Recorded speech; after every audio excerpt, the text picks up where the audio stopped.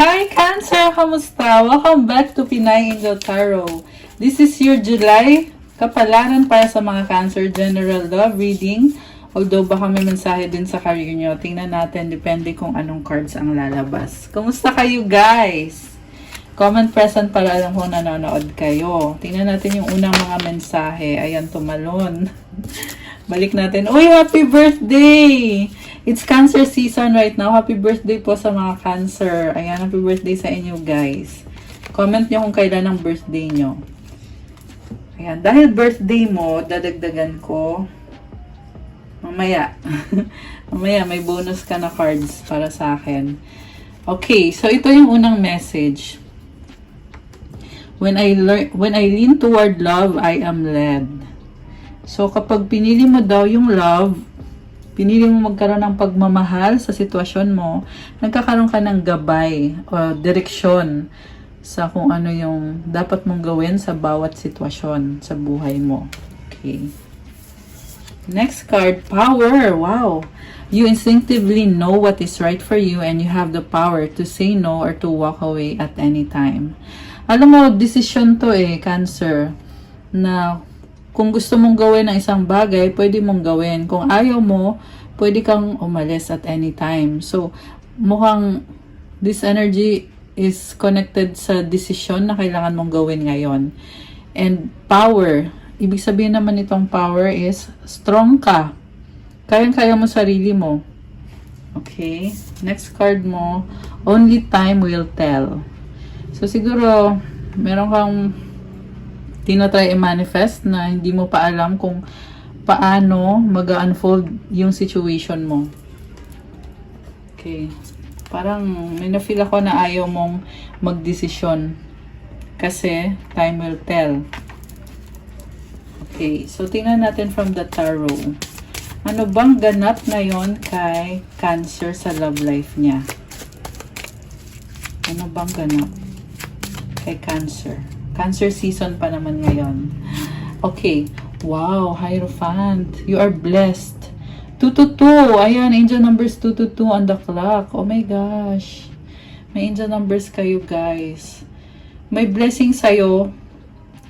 Nakita ko dito ang ang taas ng standards mo. Okay, mataas ang standards. By the book ka. Four of Swords, you are healing. Kaya mas pinipili mo mag-isa at focus sa sarili. Kinakalma mo yung isip mo. Parang deadma ka lang sa mga nangyayari sa paligid mo kasi pinapahalagahan mo yung peace of mind. Okay, the Hermit. Kasi meron kang pinag-aaralan.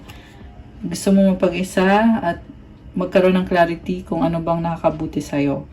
So, may connection dito na, oo, mahal mo yung taong yan, pero mas priority mo ngayon na ikaw naman na magkaroon ka din ng happiness. Pero more on peace of mind talaga. Gusto mo mapag-isa. Pero andun yung feeling na committed ka na. Siguro nga, kasal na kayo ng taong yan. Or, possible na soulmate or twin flame mo yung kadil mo ngayon. Okay. So, next. King of Pentacles. Ang dami mong pangarap. Very practical ka. Gusto mong makuha lahat ng mga needs mo, mga material na bagay. Kasi gusto mo ng long-term success. Pero nabuboard ka parang feeling mo ang hirap magtrabaho, ang hirap ng mga gawain, mga responsibilidad. 8 of Wands, ang dami naman palang nangyayari sa buhay mo. Pero bakit parang nakaka-feel ka na gusto mo pa ng something more? Mataas kasing pangarap mo So, siguro, gusto lang din ipakita ni Universe sa'yo na ang daming blessings na nabigay sa'yo na dapat i-appreciate mo at i-enjoy mo. Don't be so hard sa sarili mo kasi parang nakikita ko sa'yo dito, you are hoping na gumanda pa yung buhay mo. Pero, sinasabi dito, okay ka na Marami ng blessings. Okay, next. Knight of Wands. Wow! Alam mo guys, may malaking pagbabago na pabor sa'yo, Gemini. And I feel like you have big dreams, big goals, ambition. You are following your heart. Meron ka talagang desires At there is completion of a cycle na sobrang haba ng cycle na yan na naging problem sa'yo or struggle sa'yo ng matagal. Pero dumating sa point na kusa na lang inayos na universe para sa'yo at nagbubukas ng bagong opportunity or blessings. Okay. So, wow, grabe ah. Ganda naman. Ayan, Judgment, 8 of Pentacles. So, parang fresh na fresh. And fresh yung energy mo ngayon. Nakafocus ka sa finances, sa work mo. And parang sinasabi dito, hawak mo yung desisyon kung paano mo ma-improve pa lalo yung buhay mo. Especially sa finances mo. Parang puro finances yung inaatupag ni Cancer ngayon. Kaya naman sinasabi sa'yo dito na i-enjoy mo din yung mga blessings mo. Parang nagiging masyadong serious ka, no? The devil. Overwork. Not overwork, but ano tawag doon? Yung hardworking na may term na nasa isip ko eh. Workaholic. Yun. Workaholic na energy. 9 of Swords. Parang nagsastruggle ka dito sa work mo. Kasi, napipressure ka kasi pakiramdam mo kailangan gawin mo lahat-lahat. Nakastuck ka, hindi ka makagalaw, hindi mo maiwanan yung trabaho mo. Kaya hanging King of Wands. Okay, pero meron kang gustong gawin na desires mo. Okay, may nakita ko dito na may kadil kang person. Bakit may lumabas na parang may third party? Okay. Oh, the Empress. So, yung ibang Cancer ay naghahanap kayo ng options sa love. Okay, may option sa love. Kasi hinihintay mo yung person mo. Hinihintay mo siya. Parang feeling mo kung hihintayin mo lang yung iisang taong yan, matagal masyado. Tsaka, parang feeling mo kasi hindi na niya ibibigay sa'yo yung hinihintay mo. Kaya ngayon parang naghahanap ka ng ibang option dito na ano ba yung totoong magpapasaya sa akin, na yung magdadala ng fulfillment sa akin. The Empress is about abundance and fertility. So, ibig sabihin, gusto mong ibigay yung love mo, pero nahihirapan ka sa person mo. Kaya nag-iisip ka, baka may iba pang options. Or, parang kinoconsider mo na baka hindi pa siya yung the one para sa'yo. Pero at the same time, nakita ko naman committed ka. 3 of Cups, 10 of Pentacles, Justice, and the Page of Swords. Meron kang legacy dito. Very firm and strong. Pero naghahanap ka ng mga kasagutan ng impormasyon. Okay, marami ding mga tao dito. Okay. You are setting boundaries. The Lovers, Page of Pentacles, Page of Wands. Oh, wow. Merong love. Parang nakita ko sa'yo, possible na magsusorry or mag-e-effort ka, pero nahirapan ka eh, kasi parang binibigyan mo buong puso mo sa taong yan. Kaya, ang hirap lunukin yung pride. Ganun yung narinig ko dito. Ang hirap sa'yo lunukin yung pride mo para sa taong yan.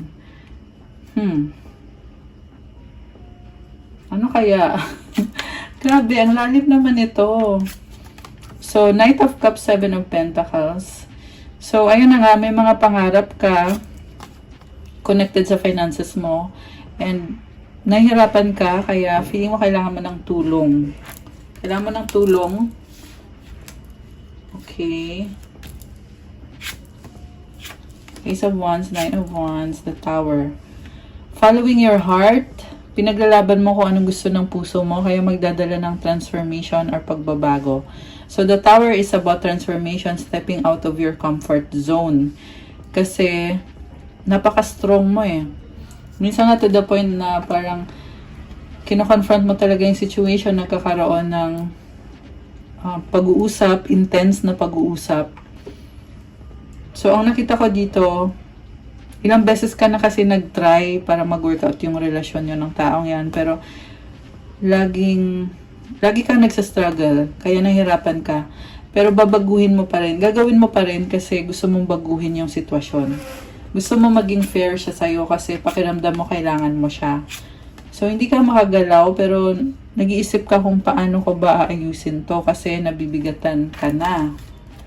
Ngayon nakita ko tumalikod ka, unti-unti, naghahanap ka ng ibang opportunity para sa sarili mo. Three of Wands, the Moon, the Fool, and the Chariot. Parang nagiging paranoid ka. Dami mong iniisip eh. Hindi lang yung person mo, may ibang tao din na pumapasok sa isip mo na gusto mo makausap ngayon. So, possible nga na merong pag-uusap sa mga iba-ibang tao sa buhay mo. Two of Cups, Six of Wands. So, nakikisama ka kasi gusto mo masaya lahat. Ace of Cups. Wow! Guys, Nine of Pentacles. Alam mo, maraming humahanga sa'yo. Cancer.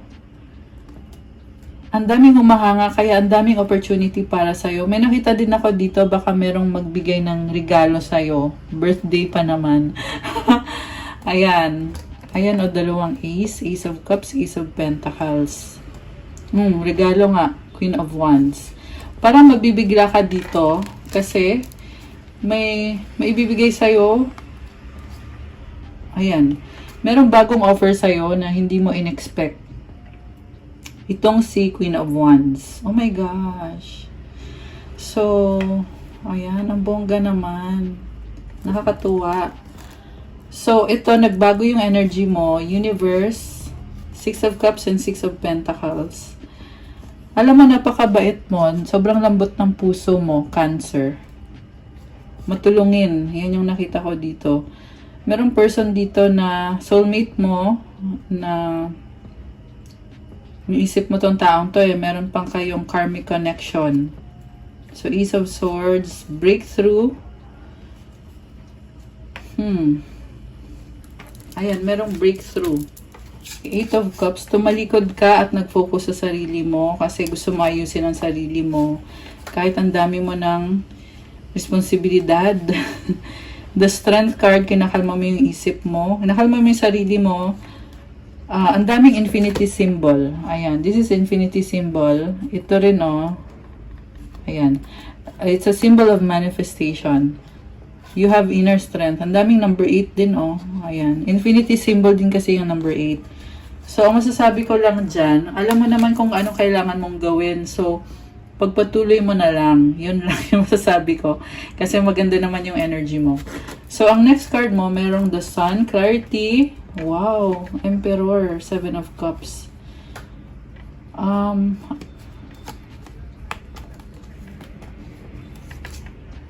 So, ang daming options and napaka-strong mo eh. Ang lakas ng confidence mo. You have established yourself. Ang nakita ko din dito is someone na mayaman or may pera. So, siguro, dumating ka na sa point na nagkaroon ka na ng achievements. Kaya, you are strategizing. Pinag-aaralan mo kung ano bang susunod na steps ang gagawin mo. Ang daming options, kaya nakakalito din. Kaya pinag-aaralan mo pa, pinaprocess mo pa. The Sun is about clarity and positivity. Try again. Five of Wands and the Star. Seven of Swords. So, merong competition eh. So, parang nakita ko dito, silent competition na pilit mong pinapatunayan yung kakayahan mo. Masaya ka sa ganyan. Masaya ka sa competition. Pero may sacrifice na kailangan gawin para sa love at sa wedding or commitment. Oh my gosh. Grabe to, oh. Meron lumabas dito, siya yung the one mo. Magkakaroon ng commitment. Bongga naman. Very nice. Good news yan para sa'yo, Cancer. Okay. So, andun pa rin yung feeling na kailangan mong maging independent, freedom, nag-explore ka, Knight of Swords. Okay. Knight of Pentacles. Setting boundaries, patience.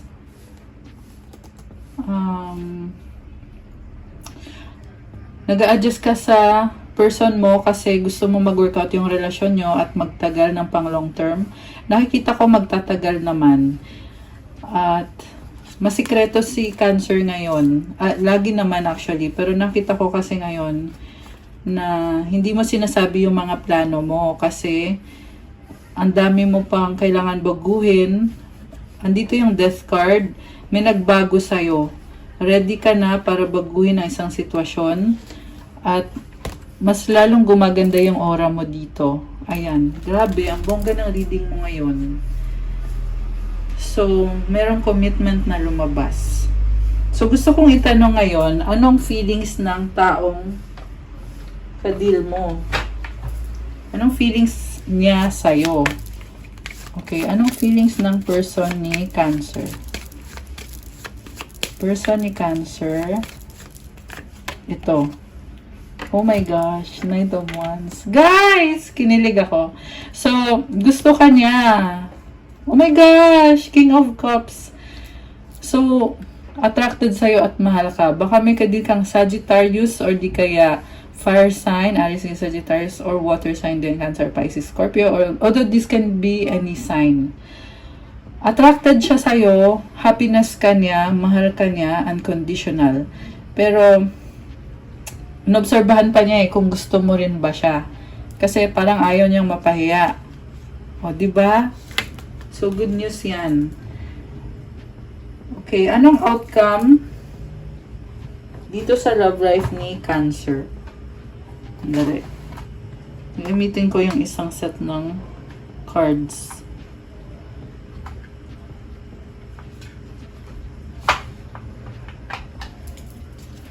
Anong outcome? 1, 2, 3. Tower, rats, and dog.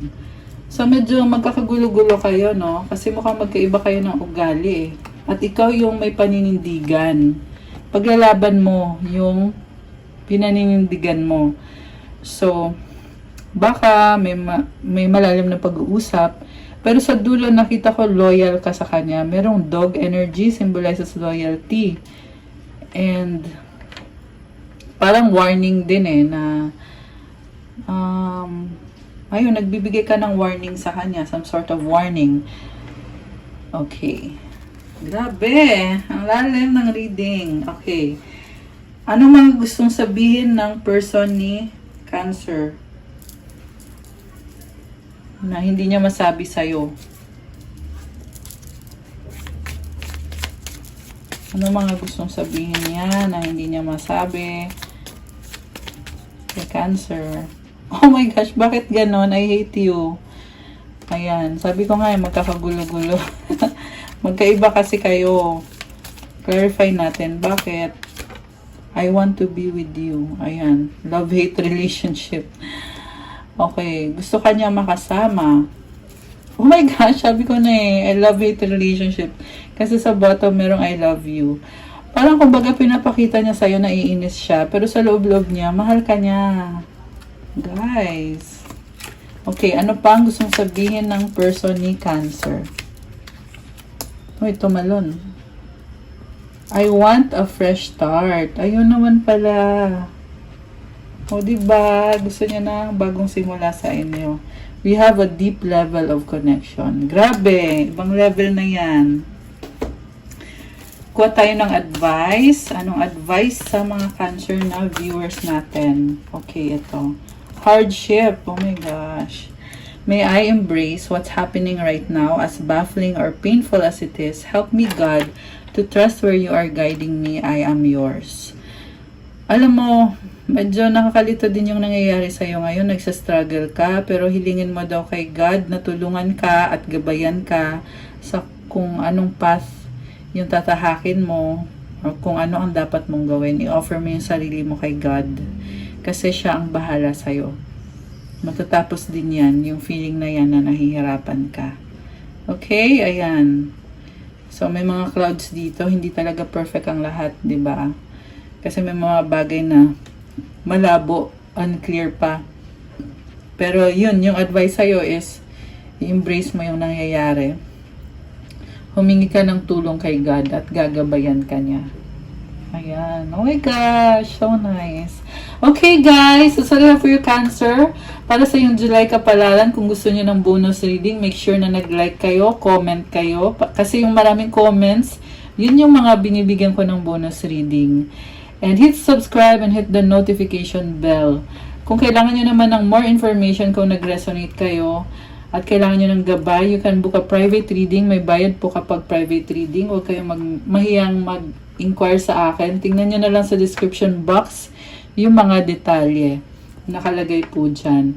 And if you want to start your crystals journey, maraming crystals na tutulong sa'yo na ma-attract yung mga minamanifest mo. Siyempre, meron tayong crystals pang-attract ng love, pang-attract ng money, para sa mga may business, for wealth, prosperity, and abundance, for self-confidence, for healing, focus, mental clarity, manifestation, at marami pang iba, guys. Thank you so much, Cancer! Happy birthday ulit sa inyo. Ayan. Enjoy the Cancer season. God bless you. I'll see you again soon. Stay safe. Love you guys. Bye!